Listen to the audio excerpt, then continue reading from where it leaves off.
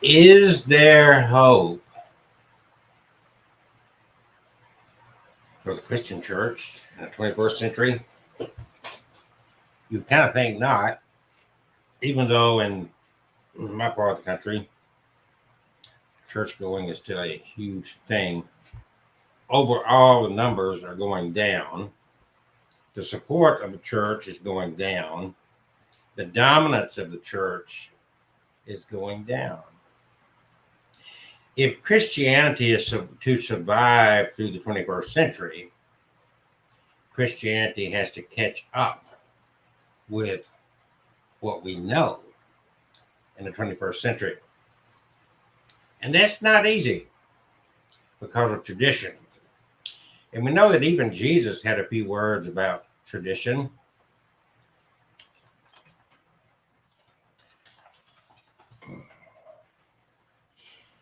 He said, "For the laying aside the commandments of God, ye hold the tradition of men," as the washing of pots, and cups, and many other such things like you do.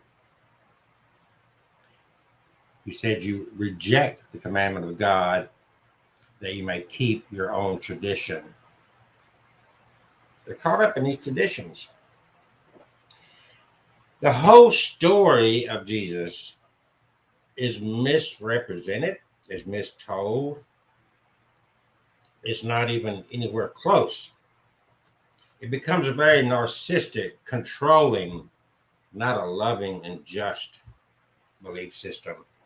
That's why you find so many that wants to cram the Christian belief down your throat, condemn you for not believing like they do,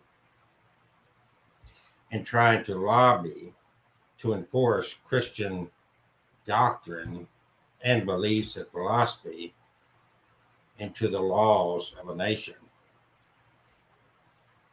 which is totally adverse to anything close to the teachings laid out in the Bible of this Jesus. What is to be done if Christianity is to be saved?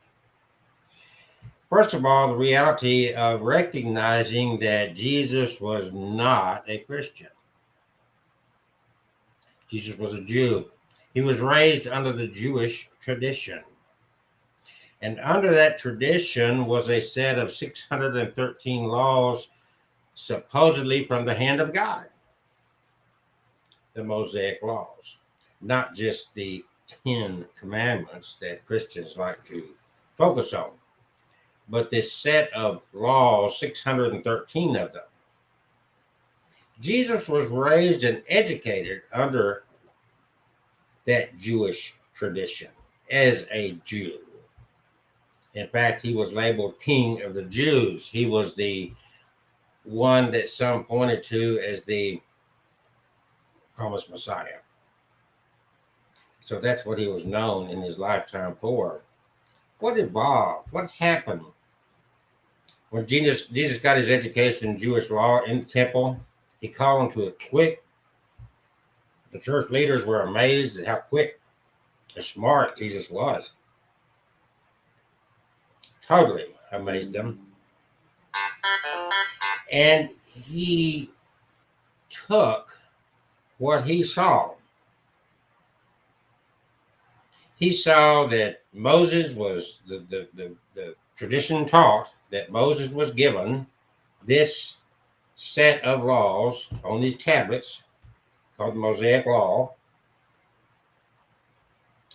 And they were from the, as the story goes, the hand of God. And the Israelites tried to impose or govern with these laws through a patriarch system.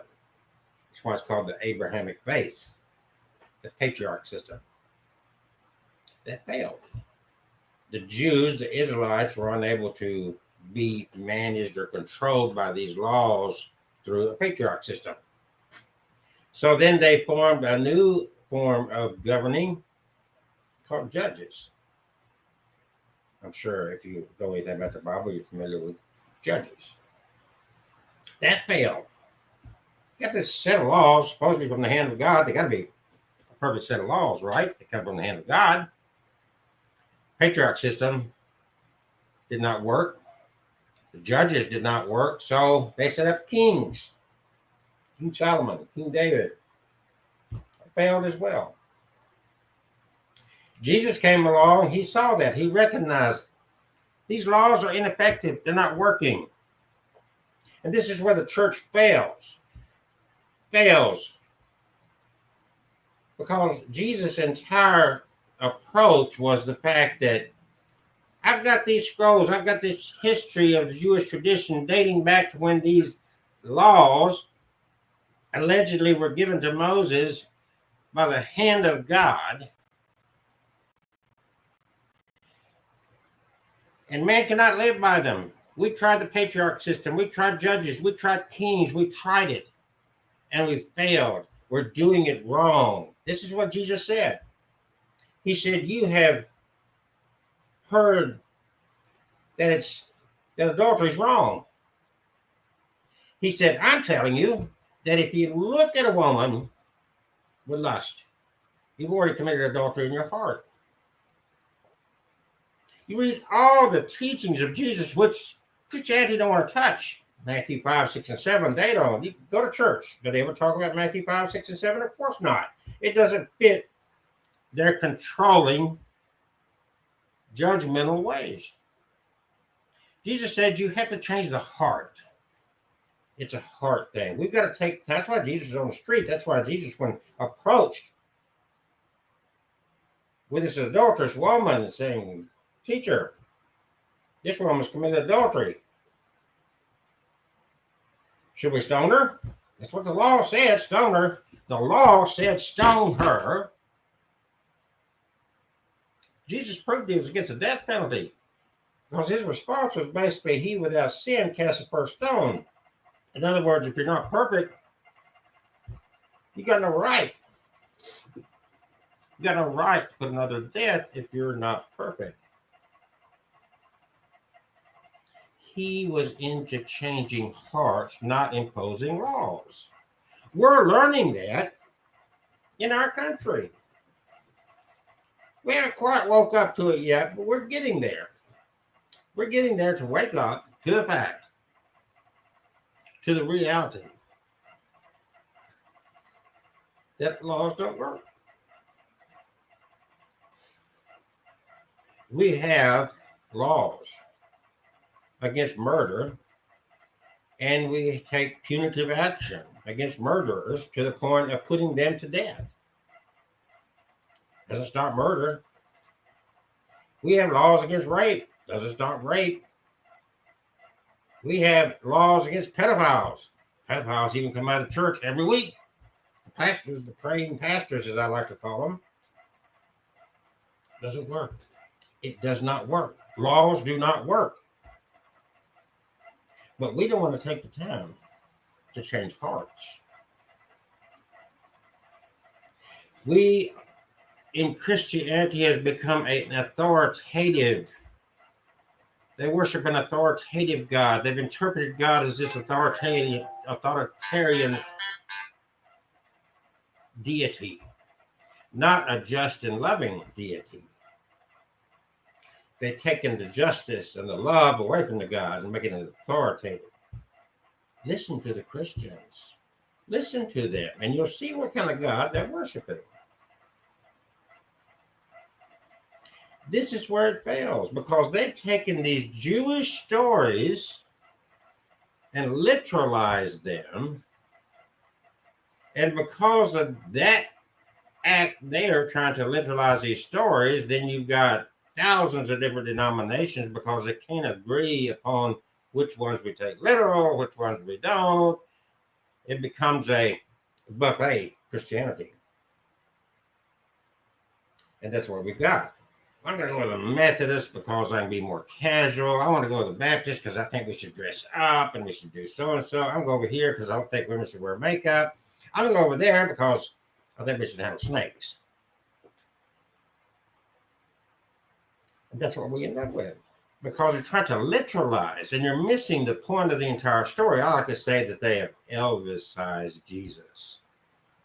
So the message of Jesus is totally lost.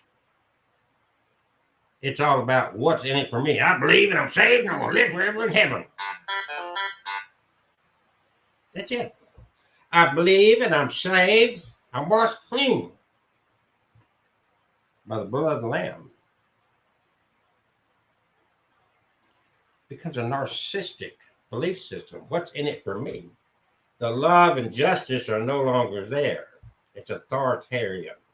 Believe like me or you're screwed.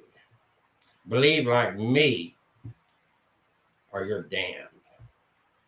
There's no justice. There's no love. It's an authoritarian God. And it's an authoritarian belief system. And it's narcissistic as narcissistic can be because it's about me. And these anti-socialists are sinking their teeth, wrapping their arms around the biggest act of socialism in recorded history. Jesus died for me. I don't deserve it. I can't earn it. It's only by the grace of God, and I accept it.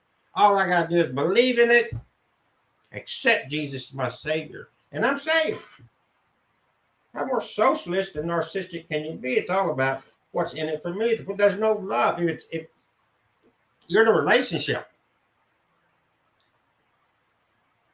with a wife, girlfriend, boyfriend, whatever, and the relationship is only based on what can this person do for me, it's not a good relationship, is it? What's in it for me, there's no equal ground. And Christianity don't teach that equal ground. You are taught that you are a sinner, you're a loser, you're a wretch. And what a horrible, horrific thing to teach anybody, your kids, that someone had to die for you, be executed for you because you're such a sinful wretch. And that you've got to symbolically and ritualistically eat their flesh and drink their blood. We call communion. How dare you point your finger at any other belief system when you promote that theology? How off base. And how they miss the entire intent of these writings. The entire Jesus story is not based on that authoritarian mode. Jesus said, if somebody doesn't agree with you, don't push it. Shake the dust off your sandals and move on. Never once did he lobby the government to go up to the leaders and say, look, we're begging you, make abortion wrong. Do this, do that. In fact, the government put him to death. Arm in arm with the religious leaders of his day. How sadly pathetic. How sadly pathetic. So what is going to happen? What needs to be done? Understanding this God of orthodoxy, this deep symbol of an authoritarian religion, we see that power is more important to this authoritarian God than justice and love. And it's no wonder then why some of us get so angry with God. Because we've seen in our history, in our churches, in our families, the power can be more important to religion than justice and love. Some become agnostic at an early age because they cannot reconcile the mass sufferings of the Crusades to the Holy Land, the Salem witch trials, with their faith of Christianity. How could a faith that says it believes in a loving God organize and support such mass sufferings? If God's will be done, it's all in God's plan. What plan is that? Russian writer Bakunin said if God did exist, we would have to abolish him. If God created and supported these injustices, we had to abolish him. If God created and supported the religion that created these injustices, had to abolish those as well. This God and his church betrayed us all. So who is this God? The God that we're speaking of, that I'm speaking of today, the God that we see in mainstream Christianity that radiates through the world of Christendom, is a Greek version of God, an all-knowing, all-powerful, ever-present God. A transcendent, judgmental God that lives in the heavens and sends down thunderbolts of displeasure. It's the God of an authoritarian religion. Psychoanalyst Eric Fromm characterized authoritarian religion with three structural characteristics. One, a God who controls fate and does not permit free will. Two, a God who is not accountable. And three, the people are powerless and insignificant, yet their obedience is demanded. That's the God of my grandparents. I don't believe in that God anymore.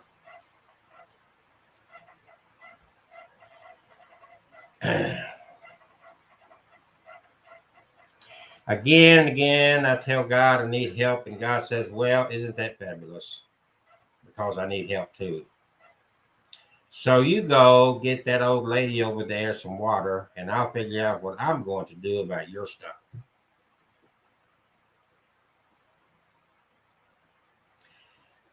My God is deeply involved in relation, not always resolution or peace, but always, always experience and relation.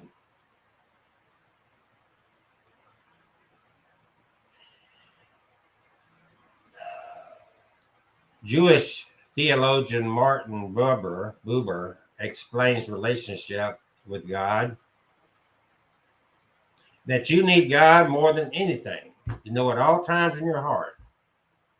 But don't you know also that God needs you? In the fullness of eternity, you need God in order to be, and God needs you for that which is the meaning of your life. How much more empowering is this image of that than that omnipotent God?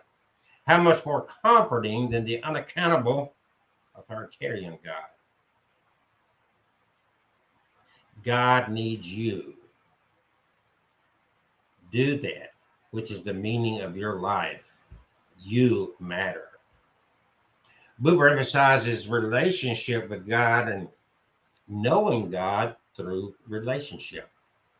God comes much closer to us in the 21st century.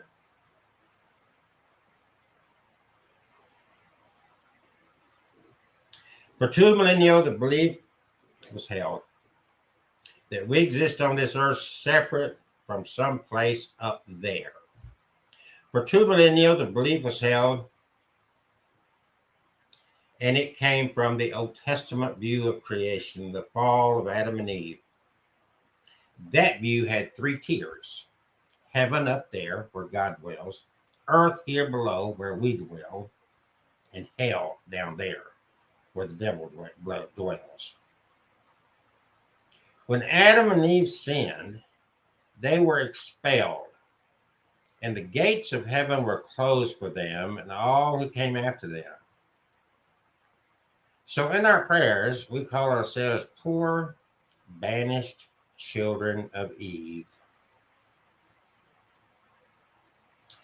Abraham and Sarah lived about 2000 BC. They probably believed in many gods, just as the people at that time did. Around 1200 BC, Moses brings the concept of one God, I am who I am. Then appears the notion of a chosen people who are led out of Egypt during the Exodus. Then around 800 BC, the actual age, AXIAL age, saw the emergence of great religious leaders like Buddha, Isaiah, Zoroaster. Different concepts of God were evident when the Hebrew people split into the northern kingdom, the God of Elohim, and the southern kingdom, the God is Yahweh. After the Babylonian exile, 587 BC, history shows two versions of God. In the following tradition of Moses, the priestly writer, and the Deuteronomist, following the tradition of the covenant and the commandments. So we note that the concept of God never was static.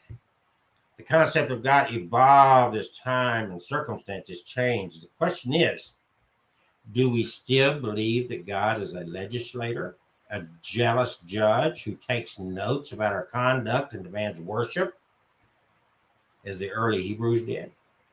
That's the question. The message of Jesus was to convert and to believe. Convert meaning to change the image of God from out there to God as a father, Abba, right here. Jesus does not have some dualistic view. The kingdom of heaven is not up there and we down here. The kingdom of God is here within you, according to Jesus, because God is everywhere. We always give lip service to that statement, but do we live it? So if we believe that we live in God now, at death we'll be living on in God. What this means is a mystery still to us. That's why this whole thing evolves as we learn and grow. But we can rule out images of a soul floating in the sky and greeted by someone who decides whether we can be admitted into this place called heaven. Life is a journey in God, not a journey to God.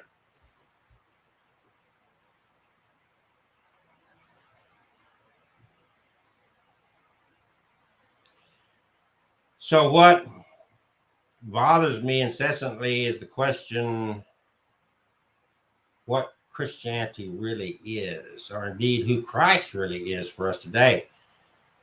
The time when people can be told everything by means of words, whether theological or pious, is over. And so is a time of inwardness and conscience. And that means a time of religion in general. We are moving towards a completely religionless time. People, as they say, are now simply cannot be religious anymore.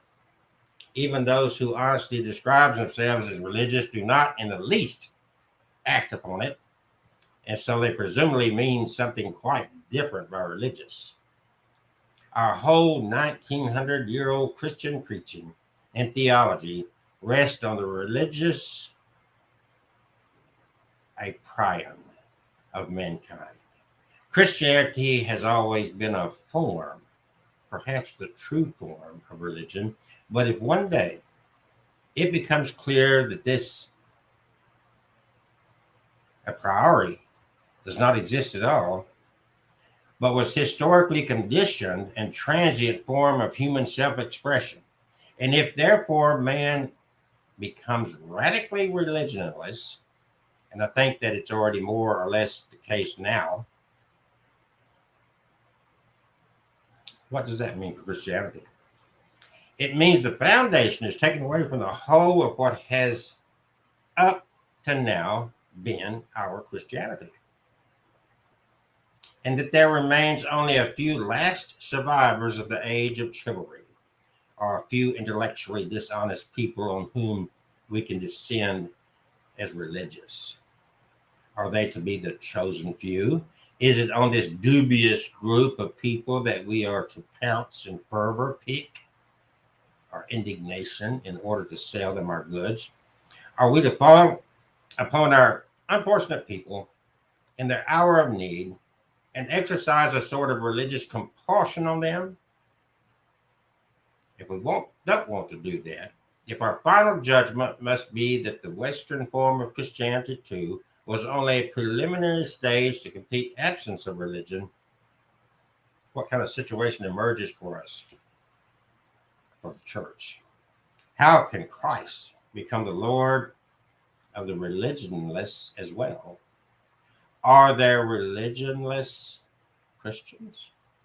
If religion is only a garment for Christianity, and even the garment has looked very different at different times, then what is a religionless Christianity?